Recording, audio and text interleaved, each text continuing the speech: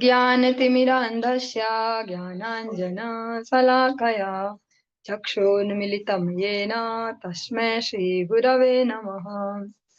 वन्देऽहं श्रीगुरो श्रीयुतपदकमलं श्रीगुरुन् वैष्णवांश्च श्रीरूपं साग्रजातं सहगण रघुनाथान्वितं तं सजीवं साद्वैतं सावधूतं परिजनसहितं कृष्णचैतन्यदेवं श्रीराधा कृष्णपादान् सहगणललिता श्रीविशाखान्वितांश्च वृन्दाये तुलसीदेव्ये प्रियाये केशवस्य च कृष्णभक्तिप्रदे देव्ये सत्यवत्ते नमो नमः। जय श्री कृष्ण चैतन्य प्रभु नित्यानंद श्री अद्वैत गदाधर शिवासादि गौर भक्त वृंद। हरे कृष्णा कृष्णा कृष्णा हरे हरे हरे राम राम राम हरे हरे। सर्वप्रथम भगवान के अभिन्न प्रकाश विग्रह श्री गुरुपाद पद्म पूज्यपाद त्रिदंडी स्वामी अष्टोत्तर सत श्री श्रीमद भक्ति प्रसाद विष्णु गोस्वामी गुरुदेव महाराज के पावन श्री चरण कमलों में असंख्य कोटि दंडवत ज्ञापित करते हुए उनकी अहेतु की कृपा प्रार्थना करती हूँ वे अपनी कृपा वर्षण करें, जिससे निज कर्ता अभिमान भाव को छोड़कर एकमात्र उनकी वाणी के वाहक के रूप में अपना परिचय दे सकूं। परम गुरुदेव नित्य लीला कृष्ण विष्णुवास श्रीमद भक्ति दयित माधव गोस्वामी महाराज परमेष्ठी गुरुदेव जगत गुरु भक्ति सिद्धांत सरस्वती गोस्वामी ठाकुर प्रभुपाद व समस्त गुरु परंपरा जयुक्त हूँ। सपार्षद श्रीमन नित्यानंद प्रभु श्री गौर हरि वृंदावन विहारी राधा गोपीनाथ भगवान जयुक्त हूँ। हम सभी पर अपनी कृपा वर्षण करे, जिससे भगवान के पवित्र नाम और हरि गुरु वैष्णव सेवा में हम सभी की रुचि उत्पन्न हो सके। आज हम श्रवण करेंगे ग्रंथराज श्रीमद् भागवतम के अंतर्गत एकादश स्कंध का तृतीय अध्याय और उसके अंतर्गत 40वां नंबर श्लोक। इससे हम प्रारंभ करने जा रहे हैं। ओम नमो भगवते वासुदेवाय। ओम नमो भगवते वासुदेवाय। ओम नमो भगवते वासुदेवाय। ये श्लोक हमने कल भी श्रवण किया, पर इसका जो शब्दार्थ या कहें व्याख्या वो आधे तक ही हो पाई थी। वहीं से आज हम इसको प्रारंभ करते हैं।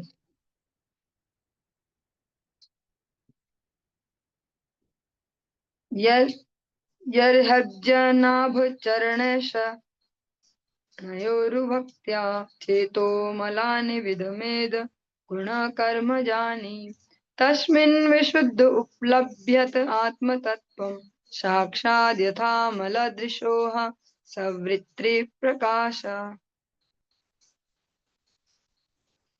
जब मनुष्य अपने हृदय में पूर्ण पुरुषोत्तम भगवान के चरण कमलों को जीवन के एकमात्र लक्ष्य के रूप में स्थिर करके श्री भगवान की भक्ति में गंभीरता पूर्वक लग जाता है, तब अपने हृदय के भीतर स्थित उन असंख्य अशुद्ध इच्छाओं को विनष्ट कर सकता है, जो भौतिक प्रकृति के तीनों गुणों के अंतर्गत उसके सकाम पूर्व कर्मों के फल के कारण संचित होती हैं।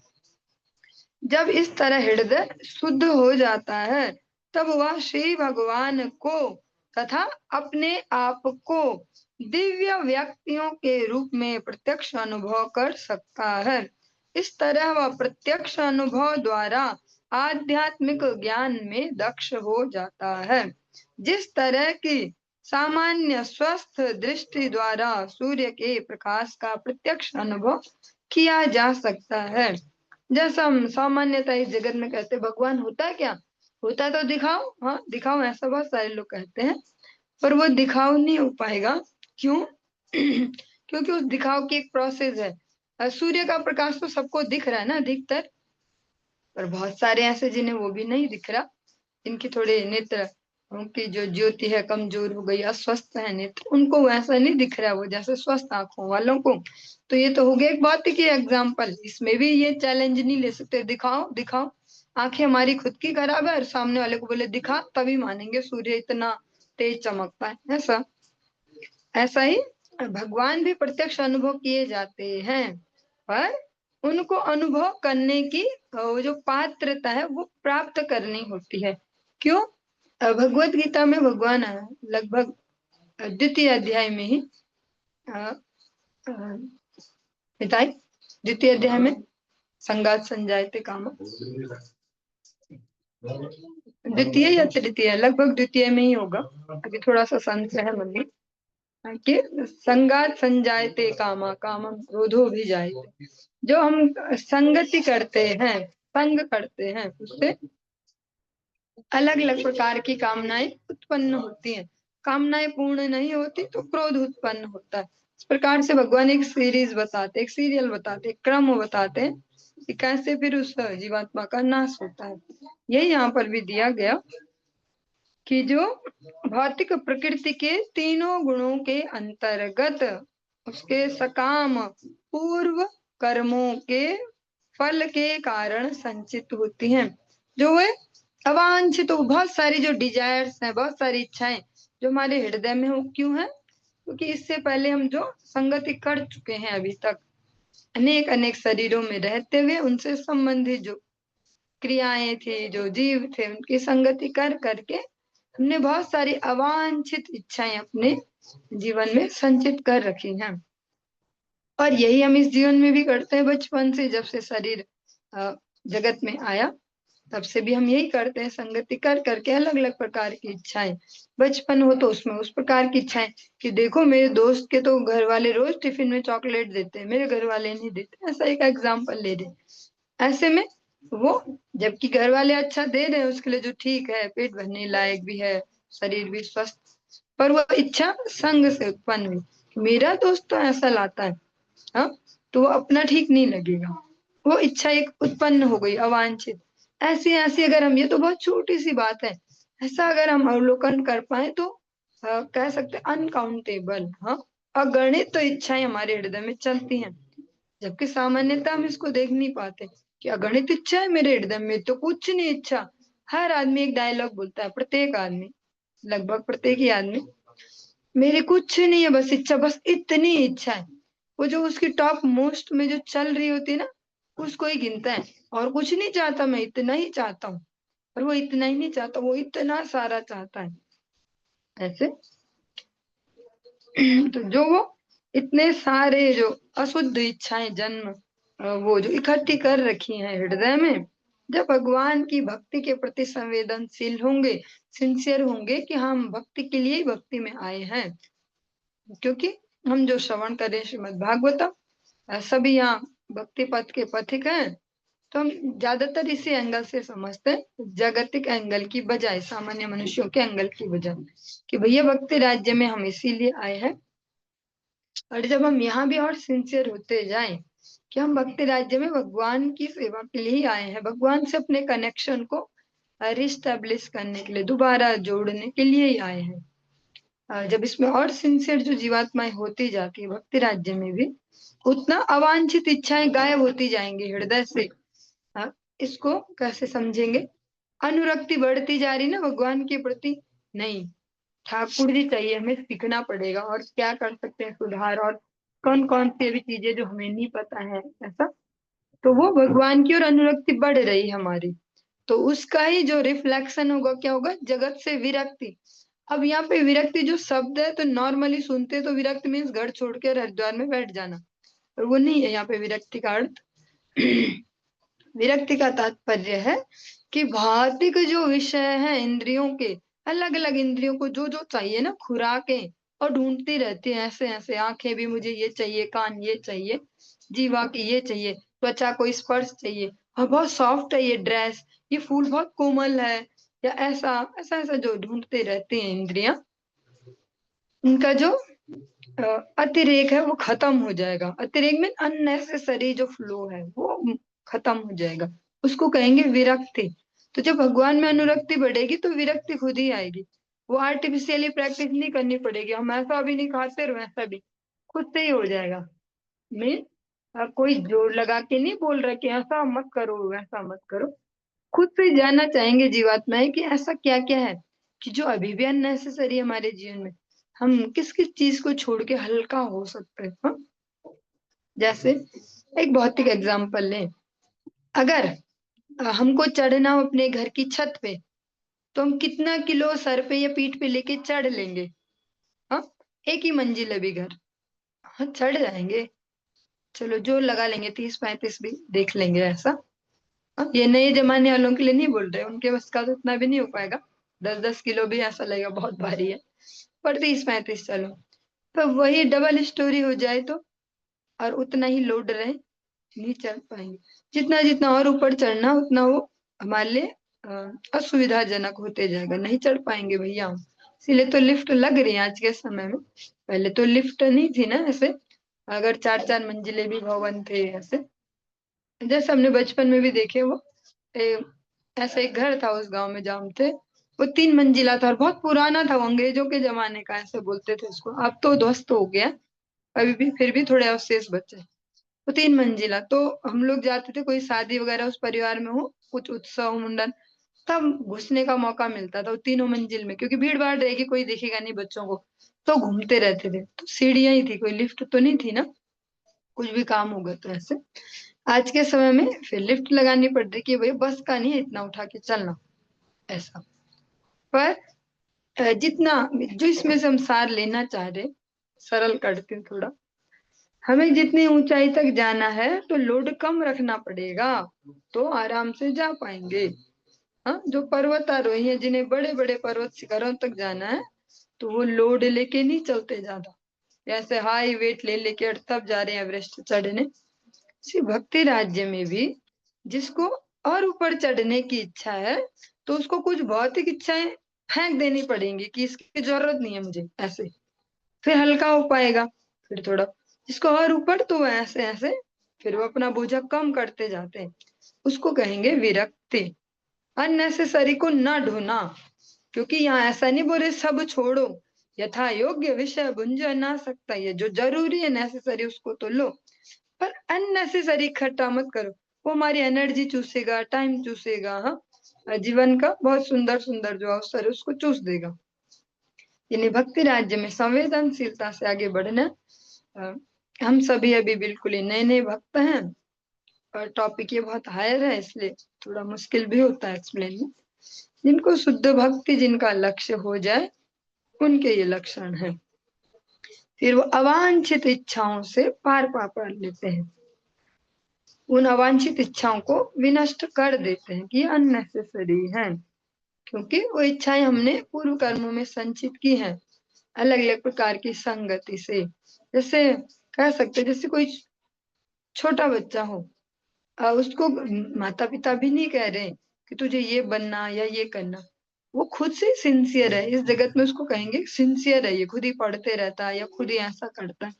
पर वो क्या है, उसने पिछली बार उसी चीज की प्रैक्टिस की थी, वो छूट गई थी, तो अब वो फिर उसमें ही लग गया है, वो हो गया। और यहाँ लगता है कि बहुत सिंसियर है ये, तो ऐसा कर रहा है, उसने वही इच्छाएं की थी, उसी टाइप की संगति की थी।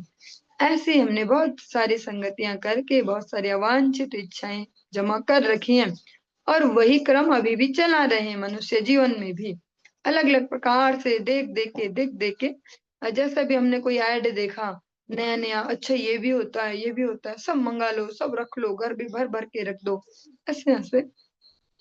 और दिमाग की तो फिर कोई स्कैनिंग ही नहीं हो पा रही कि दिमाग में कितनी इच्छाएं भरी पड़ी है, उनको कोई देख ले तो पागल हो जाए। प्रत्येक मनुष्य के मन में कितनी कितनी इच्छाएं, थोड़ा सा कुछ देखा उससे रिलेटेड कुछ इच्छाएं आई, ऐसे ऐसे जो अंबार है। वो भी बहुत बड़ा रीजन है कि आध्यात्मिक जीवन की ओर आगे नहीं बढ़ पाते। जो कहते हैं ना भक्ति में आने के बाद हल्का हो गए हम, हल्का हो गए, शांति आ गई जिंदगी में, उसका एक ये भी बहुत बड़ा रीजन है। या अननेसेसरी को पहले ही कट आउट कर देते कि ये नहीं खाना अब, ये अब बिल्कुल नहीं चलेगा, ऐसा बिल्कुल नहीं रहना, ऐसे गंदे वाले शरीर में नहीं रहना, गंदे कपड़े नहीं, ऐसा ऐसा तो वो बहुत बड़ी अमाउंट जो अननेसेसरी की थी, जो फालतू का था, वो वही स्टॉप हो गया।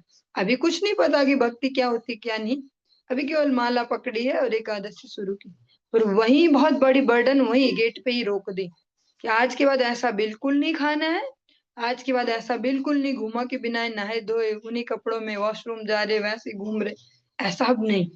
तो क्या बहुत बड़ी अमाउंट में अननेसेसरी वही छूट गया।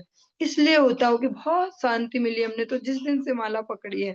हाँ, एक तो भगवान का नाम जप किया तो उसका अलग प्रभाव, और साथ साथ अननेसेसरी भी छूट गया, मेडिसिन भी शुरू हो गई, और जो उसमें जो सावधानी है, जो पथ्य कुपथ्य वो भी शुरू हो गया।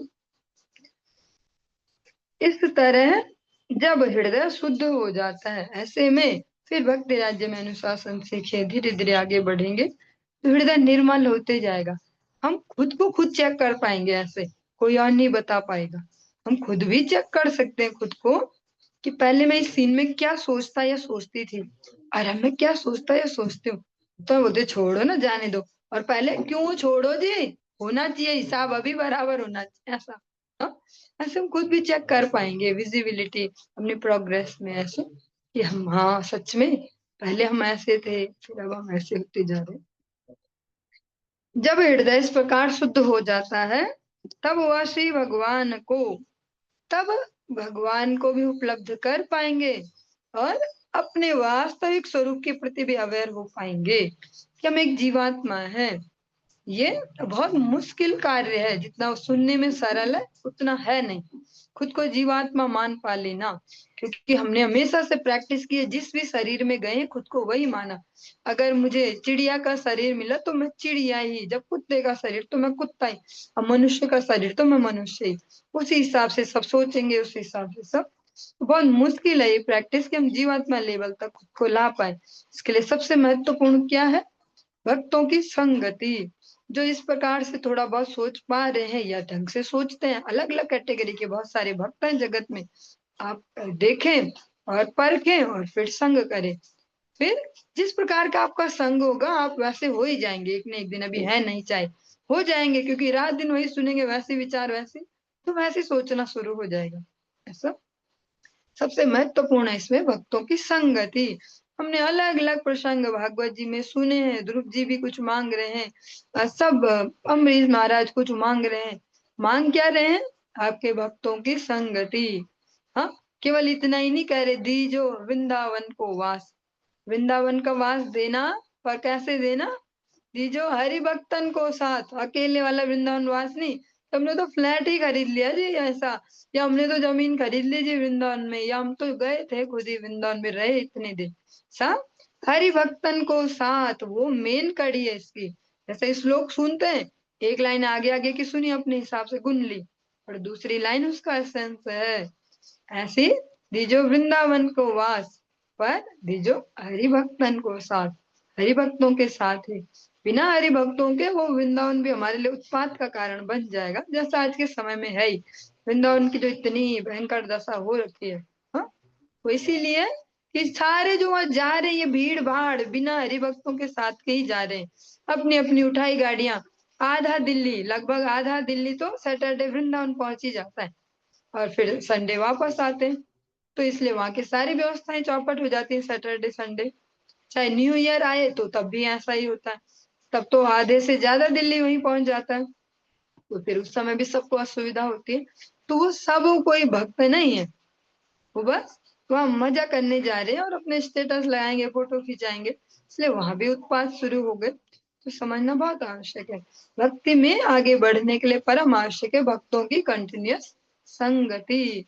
जो भक्ति है वो भक्तों की संगति में पुष्ट होती है, उसमें ही पल्लवित होती है, वर्धित होती है, वरना वो उत्पात का कारण बन जाती है।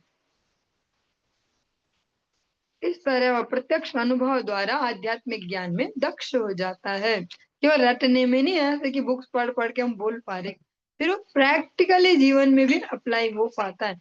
जीवन में सच में जब वो सीन आए तो हम उस आध्यात्मिक नॉलेज को वहां यूज कर पाते हैं। ये ना हो कि हम ऐसे तो भक्त है भक्त है भक्त है, पर एक दो सीन आए ऐसे जीवन में सारी भक्ति गायब, तो भैया रहो किनारे, ऐसा वाला वो नहीं। तब वो प्रत्यक्ष अनुभव द्वारा, जो भगवान भगवत गीता में भी कहते हैं, राज विद्या राजगुह्यम पवित्रम इदम उत्तमम प्रत्यक्षावगमम धर्म्यम। प्रत्यक्षावगमम धर्म्यम मीन्स प्रैक्टिकली जिसको चेक किया गया है या किया जा सकता है, ऐसा है ये भक्ति योग। ऐसी है ये राज विद्या जो भगवान देना चाह रहे हैं अर्जुन को। वो कैसी है? प्रत्यक्षावगमम धर्म्यम। वो केवल सुनने सुनने टाइप नहीं है, जैसा हमारी बचपन से कंडीशनिंग हुई है। साधु होते हैं ना, संत होते हैं, उनके पास सुनते हैं, पता है, सुनते हैं, बढ़िया बोलते हैं, ऐसे ही तो सुना हमने। ऐसे नहीं सुना कभी कि उसको अप्लाई भी कर देना है, तो उसको चेक भी करना है कि क्या बोल रहे हैं सच में होता है ना। सुनते हैं, हाथ जोड़ के उनके पास और बैठ जाते और सुनते हैं, और फिर आके वही करते जो अभी तक करते आ रहे हैं। तो ऐसा नहीं, भगवान कह रहे हैं प्रत्यक्षावगमम धर्म्यम, इसको यूज करके इसका रिजल्ट लेने लायक ऐसा है ये, प्रैक्टिकल है ये, वैज्ञानिक है ये। ऐसा नहीं है कि बोलो और बहुत बढ़िया लगा और घर चले और वही हरकतें हमारी चल रही हो। जैसा गुरुदेव कई कई बार विनोद में एक छोटा सा दृष्टांत भी देते हैं कि एक सासू लगातार सालों से कथा सुन रही थी भागवत जी। आते हुए पल्ला सच में झाड़ के आती थी प्रैक्टिकली कि ले बाबा तेरी कथा तेरे मत्थे। और एक बार बहू बोलती कि मैं भी जाऊं क्या आज? ना, तू क्या जाएगी, तू कथा सुन, तू काम कर, तू कथा मैं सुनूंगी, मैं बुढ़ी। एक बार बहू भी बोलती कि जाना तो ही, आज सारे काम निपटा दूंगी, आज जाऊं मैं, काम कर। काम सब कर दिए। अच्छा जा रही, चल तेरी इतनी जिद है, तूने इतने बार से बोल बोल के, एक बार ध्यान से सुन लियो, बस सुनियो और आ जाइयो, कुछ भी दिमाग में घुसा के मत आना। हाँ ठीक है, क्या घुसाना, सुननी तो है कथा, तो सुनने के लिए गई। तो जो सुनाने वाले वक्ता है उन्होंने कुछ ऐसा सुनाया होगा, प्याज वगैरह जो भी, कि तमोगुणी है, भगवान नहीं खाते हैं, हम खाएंगे तो हमारी डिसीजन मेकिंग ढीली हो जाती है, उससे डिसीजन मेकिंग अच्छी नहीं रहती है, ऐसा कुछ कुछ। तो बहू ने भी प्रैक्टिकली घर आके सारा प्याज गायब कर दिया। और फिर रात के खाने में सबने ढूंढा, तो बोला कि अरे प्याज तो है नहीं घर में, कहाँ गया, अभी कल ही तो मंगवाए थे इतने कट्टे भर के, मैंने सब फेंक दिया। क्यों? क्योंकि मैंने आज कथा में सुना था ना कि जो व्यास जी थे उन्होंने कहा कि ये तमोगुणी आहार है, ये हमारे सारे जो थिंकिंग प्रोसेस है, जो विचार शक्ति है, उसको डंप कर देता है, हम ठीक से विचार नहीं कर पाते हैं, ऐसा। तो मैंने सोचा कि भैया अच्छी बात सुनी तो अप्लाई करें, हम सब भी क्यों इस बीमारी में फंसे रहेंगे, हम सब भी फिर तमोगुणी बुद्धि से चलेंगे, इसलिए मैंने सब गायब कर दिया। ला, अब पता चला तुझे क्यों नहीं भेजती थी आज तक कथा, कि तू सच में सुन के आ जाएगी और अप्लाई कर देगी, इसीलिए मैं ही जाती थी, क्योंकि मैं ढीठ हो गई हूँ, मैं अप्लाई नहीं करती हूँ, बाबा की कथा बाबा के माथे पे। तो ऐसा इस भक्ति राज्य में नहीं है। ये क्या है? प्रत्यक्षावगमम धर्म्यम सुसुखम कर्तव्ययम। ये प्रैक्टिकल करने के लिए ही है, जो प्रैक्टिकल नहीं करते हैं वो लॉन्ग टर्म नहीं टिके रहते हैं। आते तो बहुत सारे भक्ति राज्य में, पर जो सुनते हैं उपदेश, उसको अप्लाई नहीं करते अपने आचरण में, उसका रिजल्ट नहीं देखते, वे टिके नहीं रहेंगे। टिके नहीं रहने का ये मतलब नहीं कि वो भाग जाएंगे, दिखते रहेंगे यहीं पर, रहेंगे नहीं यहाँ, ऐसा। श्रीराजोवाच कर्मयोगं वदत नः पुरुषो येन संस्कृतः विधूयेहाशु कर्माणि नैष्कर्म्यं विन्दते परम। राजा निमि ने कहा, हे मुनियों, कृपया हमें कर्म योग की विधि के विषय में बतलाएं। परम पुरुष को अपने व्यावहारिक कर्म समर्पित करने की इस विधि से शुद्ध होकर व्यक्ति अपने आप को इस जीवन में भी समस्त भौतिक कार्यों से मुक्त कर सकता है और इस तरह दिव्य पद पर शुद्ध जीवन का वो कर सकता है। जो महाराज निमि है, जो निमित्त बने हैं यहाँ पे इन सब उपदेशों के, वे अब उन्होंने एक और प्रश्न किया। इसीलिए जो प्रश्न पूछने वाला, उसकी भूमिका बहुत महत्वपूर्ण है। अगर प्रश्न पूछने वाला उटपटांग है तो फिर वो वैसी जनता को भी वैसी वर्ग लाएगा, जो साधु है उनकी भी वैसी वंचना करेगा। लेकिन अगर प्रश्न पूछने वाला कुशल है, प्रश्न पूछने में जिसको पता है पूछा कैसा जाना चाहिए, सामने कैसी पर्सनैलिटी है, क्या प्रश्न करना, तो फिर उसका भी फायदा और जगत का भी फायदा। महाराज निमि ऐसे ही कुशल प्रश्न करता है, एक एक करके एक से बढ़कर एक पावरफुल प्रश्न पूछते जा रहे हैं। भगवान होता क्या है, माया क्या होती है, इस माया से कैसे बचते हैं, जीव क्या होता है, और अब कर्म योग की विधि पूछ रहे हैं। क्या आप हमें कर्म योग की विधि बताएं कि कर्म को ही योग कैसे बनाया जाए। हाँ, ये बताइए कि कैसे जीवात्मा अपने कर्मों को श्री भगवान को समर्पित करे तो उनके फलों से फ्री हो पाए। क्योंकि हम जो भी कर्म करेंगे अवश्यमेव भोक्तव्यम कृत कर्म शुभा शुभम, उनका कुछ ना कुछ फल होगा और भुगतना पड़ेगा। तो ऐसा बताइए कि ऐसा कैसे होगा कि कर्म तो किए पर उनका शुभ अशुभ वो जो फल है वो न झेलना पड़े, उनसे वो फिर भी मुक्त रह पाए जीवात्मा, और इस तरह दिव्य पद पर शुद्ध जीवन का भोग कर सकता है। इस प्रकार से अपने जीवन को शुद्ध कर उस दिव्य भक्ति योग के आनंद का लाभ ले सकता है।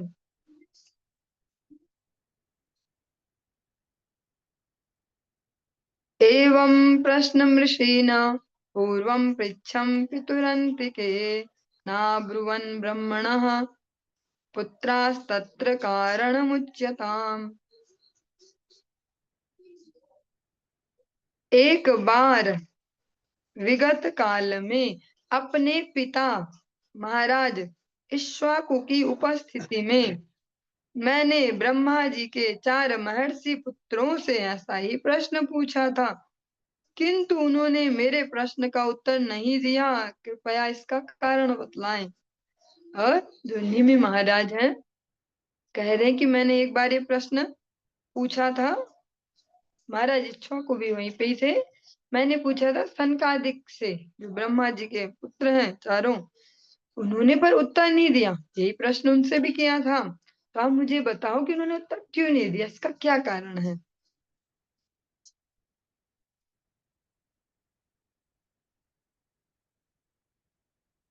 श्री आविर्होत्र उवाच कर्मा कर्म विकर्मेति वेदवादो न लौकिकः वेदस्य चेश्वरात्मत्वात् तत्र मुह्यन्ति सूरयः।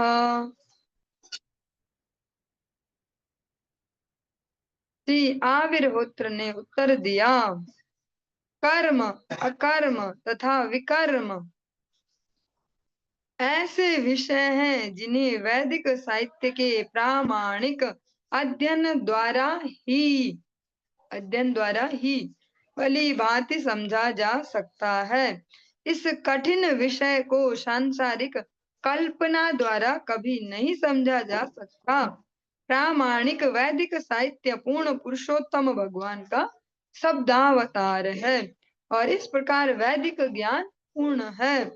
वैदिक ज्ञान की सत्ता की उपेक्षा करने से बड़े बड़े पंडित तक कर्म योग को समझने में भ्रमित हो जाते हैं। क्योंकि जैसा हम सुनते भी हैं सामान्यतः कि गीता ज्ञान गीता सार में कि कर्म ही पूजा है, कर्म करो फल की चिंता मत करो, ऐसा इस तरीके से दिखाया जाता है, लेकिन ऐसा वास्तव में है नहीं। जो कर्म है वे भी 3 प्रकार से हैं और स्पष्ट ये आविहोत्र नाम के जो अ, योगेंद्र है, 9 योगेंद्रों में से एक स्पष्ट कहते हैं कि ये जो वैदिक साहित्य इसका ठीक से अध्ययन किया जाए तभी इसको समझ पाएंगे। क्योंकि नहीं तो काम ही लगेगा, कर्म तो कर्म ही लगेगा। हाँ, कोई किसी व्यक्ति की हत्या कर देता है तो हमें लगता है कि इसने हत्या की है, अगर उसको पूछा जाए तो उसके एंगल से उसने काम किया, क्योंकि किसी ने उसको पैसे दिए थे उस काम के लिए कि अगर आप उसका मर्डर कर दो तो आपको 5 लाख रुपए दूंगा। हाँ, तो अगर हम केवल ऐसी समझे कर्म ही पूजा है तो मर्डर करने वाला भी पूजा ही कर रहा है अपने हिसाब से, क्योंकि उसने भी तो कर्म किया, उसकी वो वर्किंग है भैया, उसके कर्म है वो। हाँ, कार्य है उसका, तो उसने 5 लाख के लिए उसका मर्डर किया क्योंकि उसका कर्म है। पर फिर ऐसे तो काम नहीं बनेगा, क्योंकि ऐसे तो फिर सब काम काम ही है। फिर कोई किसी के घर में चोरी कर दे रहा है, उसकी मेहनत की कमाई लूट के ले जाए, पर वो बोलेगा मैंने भी तो मेहनत की है चोरी सीखने में, तो ये मेरा कर्म है, मैं इसको ही करता हूँ, मेरी यही जॉब है, तो ये मेरा कर्म है। तो फिर कर्म ही पूजा है भैया, तो ये पूजा ही होगी उसके लिए। फिर इसमें कुछ पाप और ये कुछ नहीं। इसलिए जो किए जाते हैं कर्म, जो भी क्रियाएं करते हैं मनुष्य, उनको 3 प्रकार की कैटेगरी में डाला गया है। एक है कर्म जो संस्तुत कार्य है, जो किए जाने चाहिए। फिर अकर्म है जो ऐसे कामों को नहीं करना है। विकर्म निषिद्ध कर्म जो बिल्कुल ही मना है कि कभी नहीं। ऐसे 3 टाइप से। तो इनको समझेंगे कैसे? या दुनिया के किसी स्कूल में कोई सो कॉल्ड ज्ञानी, कोई सो कॉल्ड ऐसा कोई नहीं सिखा पाएगा कर्म कैसे करना। अगर वो सिखा पाते तो वो सिखा पाते ना कि भैया आप स्लैटर हाउस मत खोलो, जीवों के वध मत करो ऐसा, क्योंकि इससे बहुत बड़े पाप लगते हैं, इसके फल भोगने पड़ते हैं। से अनेक एग्जाम्पल है, पर कक्षा में सारे एग्जाम्पल देने का सेंसिटिविटी का विषय बन जाता है, क्योंकि हम सब अलग अलग मानसिक स्तर पर हैं, अपना अपना समझना है। तो मैं अभी थोड़ा सेफ जोन लेके चलूंगी, ऐसे एग्जाम्पल ज्यादा नहीं दूंगी। तो जो ये कर्मों की जो ये कह सकते हैं, कर्मों का जो विज्ञान है, जिसको सच में सिंसियर होना अपने जीवन में भक्ति मार्ग में, उसको कभी न कभी किसी न किसी ऐसे अनुभवशील साधु के पास जाके उसको समझना पड़ेगा कर्मों का विज्ञान। इग्नोर मानने से तो नहीं चलेगा कि हम ऐसा ऐसा भी कर रहे हैं, ऐसा ऐसा भी और सब ठीक ही है। तो जब तक हम सेंसिटिवली इस कर्म के विज्ञान को नहीं समझेंगे, ये घूमते रह जाएंगे इस जगत में। और इनको वैदिक जो शास्त्र है, वैदिक साहित्य, वही अच्छे से समझा पाएंगे। इस जगत का कोई मनुष्य, कोई यूनिवर्सिटी, कोई कॉलेज, कोई टीचर, कोई इसको नहीं समझा पाएगा, क्योंकि आज अनेक अनेक ऐसे काम भी खुल चुके हैं अलग अलग। हाँ, कोई बच्चा होटल मैनेजमेंट करने जाए, वहाँ पकाना सीख रहा है, वो वहाँ मांस पकाना भी तो सिखाएंगे, और अलग अलग प्रकार से, ये फ्राइड है, ये वैसा वैसा, और वही जाने कैसा कैसा, ज्यादा पता नहीं है ऐसा। तो पर वो भी तो एक शिक्षा ही ले रहा, और वो शिक्षा कैसी है? उसको गहन तमोगुण में और उसको नरक आदि गतियां देने वाली है। हाँ,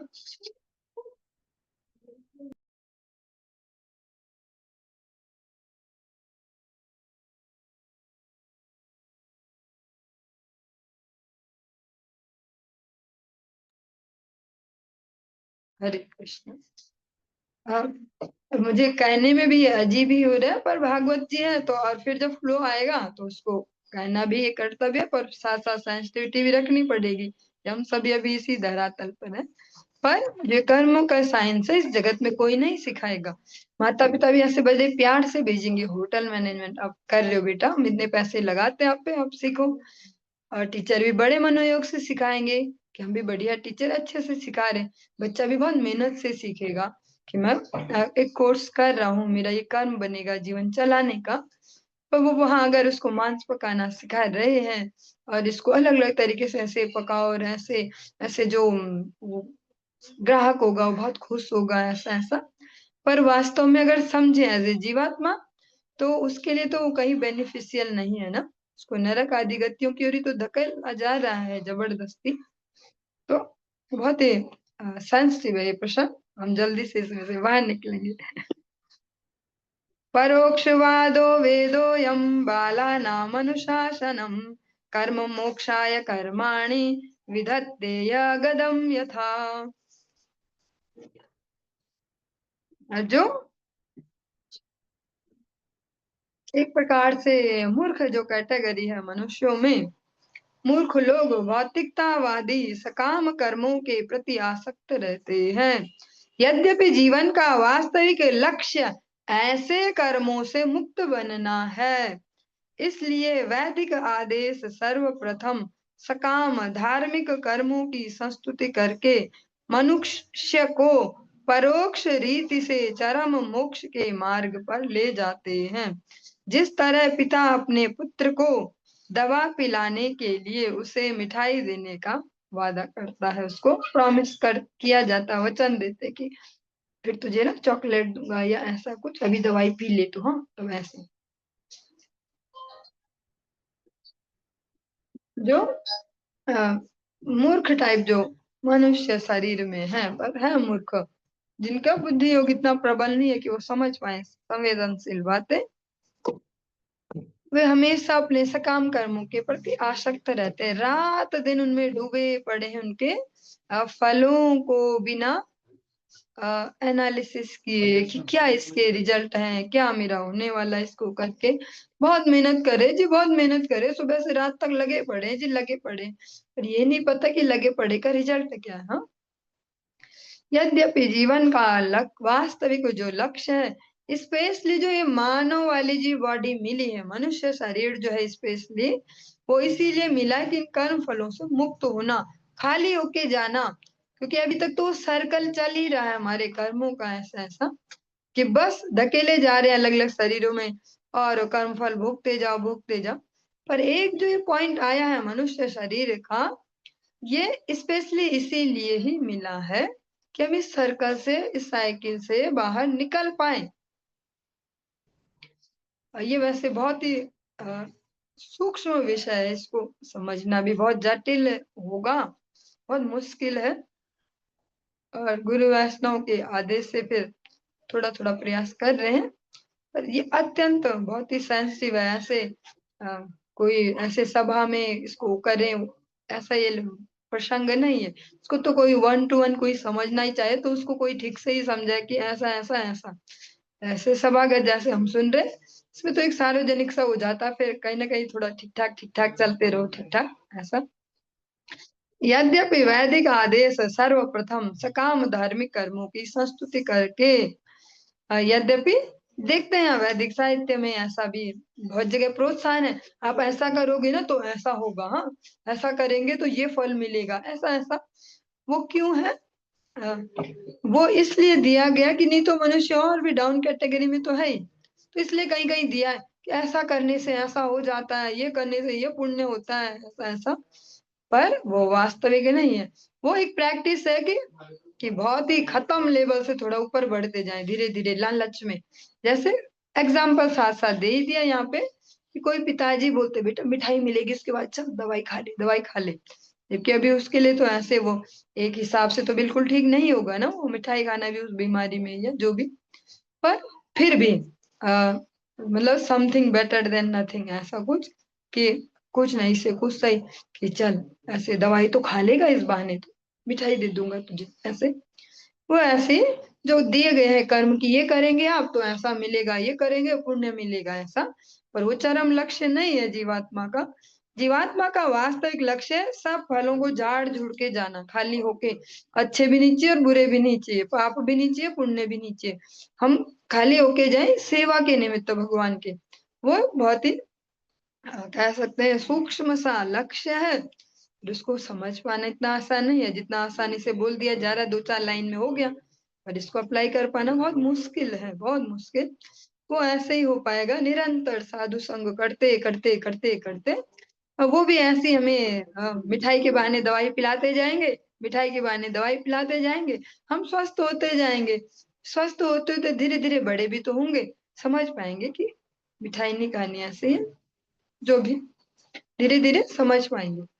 तो एकमात्र अभी इसको ऐसे ही कंक्लूड कर पाएंगे कि जो साधु संग सर्व शास्त्र कहे, लव मात्र साधु संग सर्व सिद्धि है। जिसको जिस प्रकार की भी सिद्धि चाहिए, चरम सिद्धि चाहिए, भगवत प्रेम, भगवत सेवा, भक्त सेवा, उसको भी साधु संग करना है। जिसको इस जगत में भी वो छोटा मोटा जो जो भी चाहिए, वो भी साधु संग से जल्दी मिल जाएगा। भौतिकता भी अगर चाहिए, साधु संत से वो भी जल्दी मिल जाएगी। उनके आसपास घूमो, थोड़ा उन्हें प्रसन्न रखो सेवा से, भौतिकता भी बढ़ते जाएगी उनके आशीर्वाद से। बहुत बढ़िया, हमारा बहुत अच्छा चल रहा है जब से भक्ति में आए वैसे।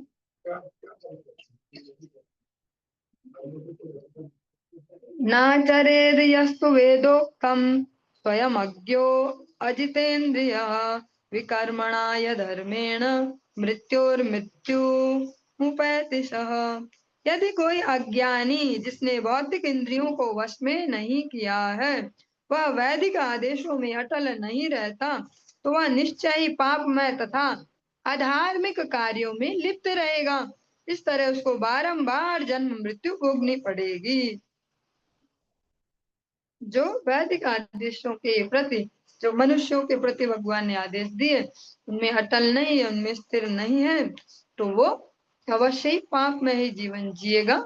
और अधार्मिक ऐसे कार्यों में लगा रहेगा, इसके फलस्वरूप उसको निरंतर जन्म मृत्यु के चक्र में घूमते रहना पड़ेगा। श्रील विश्वनाथ चक्रवर्ती ठाकुर के अनुसार मृत्योर मृत्युम उपैति शब्द का अर्थ यह है कि मृत्यु के स्वामी यमराज स्वयं पापी व्यक्ति को नरक जाने का एक फ्री में अवसर दे देते हैं, जा बेटा। इसी का वर्णन वेदों में इस प्रकार हुआ है, मृत्वा पुनर्मृत्युम आपद्यते अर्ध्यमानः स्वकर्म भी। जो लोग अपने भौतिकवादी कर्मों से अपने आप को असह्य पीड़ा पहुंचाते हैं, उन्हें मृत्यु के समय शांति नहीं मिलती, क्योंकि उन्हें पुनः ऐसी स्थिति में डाल दिया जाएगा जिसमें फिर मृत्यु होनी है। हाँ, और एक बहुत सूक्ष्म सा यहाँ पे मैसेज है।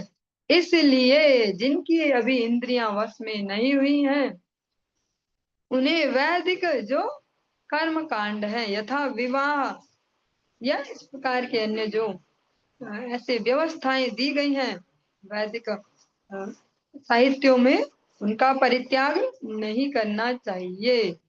जो ऐसे दिए गए ना हमें अलग अलग प्रकार से, कि जैसे विवाह आवश्यक है, ऐसे नहीं चलेगा जैसे आजकल शुरू हो गया कि स्वच्छंदता से एक स्त्री शरीर ने सोचा कि मैं इस पुरुष शरीर के साथ रहूं, दोनों की आपस में बातचीत, हम बस रहते हैं साथ में, तो क्या होगा, वो पापमय जीवन होगा, फिर वो अंधकार की ओर ही जीवन जाएगा, नरक आदि गतियों की ओर ही आगे बढ़ेंगे। उसके लिए फिर जो वैदिक साहित्यों में जो व्यवस्था है कैसे, तो उनको फिर विवाह बंधन में बंधना, ऐसे अग्नि को साक्षी मान के पूरे समाज को दिखा के कि भैया आज से हम दोनों एक दूसरे के पति पत्नी है, हमारे जीवन में कोई तीसरा नहीं आने वाला, ऐसा ऐसे ऐसे अलग अलग व्यवस्थाएं हैं।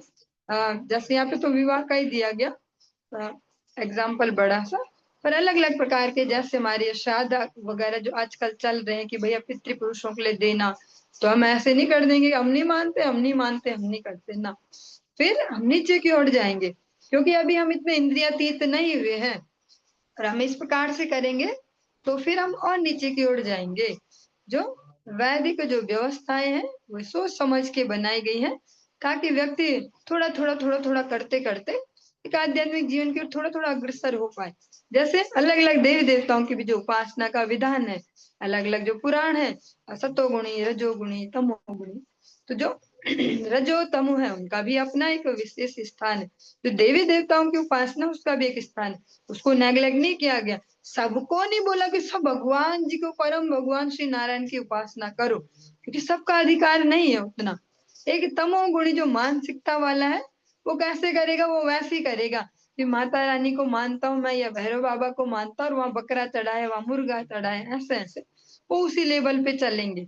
पर इसका मतलब ये नहीं है कि सबको ऑथराइज कर दे कि सब मुर्गा बकरा ही चढ़ाते जाओ ना, जो ऊपर के गुणों में ऊपर की उपासना की ओर आगे बढ़े, वो जो दिया गया, जैसे कोई एग्जाम्पल भी दे देते कई बार कि देखो बलि प्रथा तो दी है, ऐसे वेदों में भी ऐसे, तो वो अलग अलग विभाग है। तमोगुणी जो है उनके लिए वो प्रोसेस है, अगर उनको वो भी ना दे, तुम्हें किसी को मानने की जरूरत नहीं है, तो राक्षसों जैसे ही रहेंगे, मन मर्जी से काटा खाया, तो उनके लिए वो वाला है बलि वाला, और उसमें से ऐसा देवता को चढ़ाया फिर थोड़ा सा खाया, उनके लिए भी वो विधान नहीं है दुकानों में जाके खरीद के लाओ मांस खाते जाओ, वो वाला, जो वो दुकान में जाओ खरीद के वाले उनको फिर वो उस टाइप के ज्यादा पाप चढ़ेंगे, बजाय वो बलि वालों के जो प्रॉपर केवल तभी खाते हैं। पर ऐसा आज के समय में ऐसी संख्या तो बहुत मिनिमम हो गया होगी नहीं। फिर रजोगुणी, अलग अलग प्रकार से जो उपासना पद्धति है वैदिक साहित्यों में, वो अपग्रेडेशन के लिए, वो डिग्रेड होने के लिए नहीं है कि है हमारे यहाँ तो संस्कृत तो सभी मुर्गे चढ़ाने लग जाओ, हाँ ऐसा है कि वो वाला फिर सबके लिए नहीं। अलग अलग जो जिस लेवल पर है गुणों के हिसाब से उसके लिए वैसी व्यवस्था, तो उसको भी ठुकराया नहीं जा सकता। जो जिस लेवल का है वो वहीं से आगे बढ़े, फिर धीरे धीरे जब उन देवी देवताओं की उपासना करते करते उनकी कृपा से उनके आशीर्वाद से अगर एक निष्ठ है वो तभी होगा, सबकी सबको मानता तो वहीं पड़ा रह जाएगा, एक निष्ठ होगा तो वही उनको आगे बढ़ा देंगे जिस लेवल पर है। तो अनेक अनेक एग्जाम्पल है कि जो दुर्गा देवी जो उनको मानते हैं, और एक निष्ठ थे तो उन्होंने ही स्वयं हरि भक्ति का मार्ग दिखा दिया कि मैं मुक्ति नहीं दे सकती। हाँ, चंडीदास नाम के भक्त का एक प्रसंग आपने अनेक बार सुना ही होगा। कलकत्ता में जो थे, अभी भी वहाँ चंडी घाट पे, वहां पे ठाकुर जी राधा रानी का भी मंदिर है उसके ही पास में, वहीं पे वहीं का प्रसंग है कि वो मैया भी खुद ही बोलती है कि मैं तुझे यहाँ का सब दे दूंगी पर मुक्ति नहीं। तो वो कौन देंगे? वो मेरे प्रभु देंगे जो उधर जाओ। ऐसे ऐसे शिव जी के अनेक अनेक भक्त हुए जो बाद में हरि भक्त हुए। शिव जी उन्हें फिर आगे भेजते हैं कि यहाँ नहीं है फाइनल डेस्टिनी, इससे आगे जाइए। पर वो जब एक निष्ठ होके करेंगे तब। तो ये जो वैदिक व्यवस्था है हमारा, जो वैदिक व्यवस्था है हमारी, जो ये संस्कृति है, बहुत ही सुंदर है, इसमें वैरायटी है। ऐसे ऐसे नहीं है कि बस जबरदस्ती एक ही मानो नहीं तो मार दिए जाओगे, ऐसा नहीं। पर अपने जो भी चॉइस है उसके हिसाब से एक मानो, फिर उसमें एक निष्ठ रहो और फिर अन्यों का सम्मान करो साथ साथ। फिर ऐसे में आपका अपग्रेडेशन होगा, आप आगे बढ़ पाएंगे। वेदोक्तमेव कुर्वाणो निस्संगो अर्पितमीश्वरे नैष्कर्म्यां लभते सिद्धिं रोचनार्था फलश्रुतिः। निर्लिप्त होकर वेदों द्वारा निर्दिष्ट नियमित कार्यों को संपन्न करने और ऐसे कार्य के फल श्री भगवान को अर्पित करने से मनुष्य को भौतिक कर्म के बंधन से मुक्ति रूपी सिद्धि मिल जाती है। प्रामाणिक शास्त्रों में प्रदत्त भौतिक सकाम कर्मों के फल वैदिक ज्ञान के चरम लक्ष्य नहीं है, अपितु कर्ता में रुचि कराने के निमित्त है। जो भी हम डिस्कस कर रहे थे कि वो फाइनल नहीं है वो, कि आप हमेशा मुर्गे की बलि ही देते जाओ ऐसे ऐसे। वो उनको इसलिए बोला कि भैया तुम्हारी ऐसी रुचि है, मांस वाली तमोगुणी स्वभाव है, तो तुम मैया को चढ़ा के फिर ऐसे खाओ, ऐसे दुकान से खरीद खरीद के नहीं। फिर ऐसे में अगर वो चढ़ा के खाएंगे तो फिर ये तो नहीं हर दिन चढ़ा रहे खा रहे, साल में एक आध बार, तो फिर बाकी दिन तो नहीं खा रहे ना। तो फिर माइंड ठीक होते जाएगा, धीरे धीरे उससे बाहर निकल पाएंगे। तो जो इस प्रकार के अलग अलग प्रकार के जो भौतिक और सकाम कर्म ऐसे दिए हैं वैदिक साहित्य में, वो केवल इसलिए कि अपग्रेड कर पाए, उसकी रुचि थोड़ा आगे की ओर उत्पन्न हो पाए, वो चरम लक्ष्य नहीं है। फिर ऐसा नहीं कहा जाएगा कि ये भी तो वेद में ही कहा है तो मतलब यही फाइनल है बस। हाँ, ऐसे अनेक अनेक वाक्य हैं जिनको ऐसा ढूंढ ढूंढ के निकाला जाता है और कहा जाता है वेद के महावाक्य, अहम ब्रह्मास्मि मैं ही ब्रह्म हूँ, ऐसा तत्त्वमसि तुम वही हो, ऐसा अलग अलग प्रकार से ऐसे चार पांच कुछ ऐसे वाक्य हैं स्पेशली जिनको ऐसा ही करके दिया जाता है। पर वे उन वेदों का वास्तविक लक्ष्य नहीं है। वेदों का वास्तविक लक्ष्य है भगवान श्री कृष्ण चंद्र रसो वैसह, वे वास्तविक लक्ष्य वो है। पर उन तक डायरेक्ट कैसे पहुंचेंगे? ऐसे धीरे धीरे करके पहुंच पाएंगे। चलिए आज के इस प्रसंग को हम यहीं पे विश्राम देंगे और इससे आगे हम कल की कक्षा में श्रवण करेंगे। हरे कृष्णा।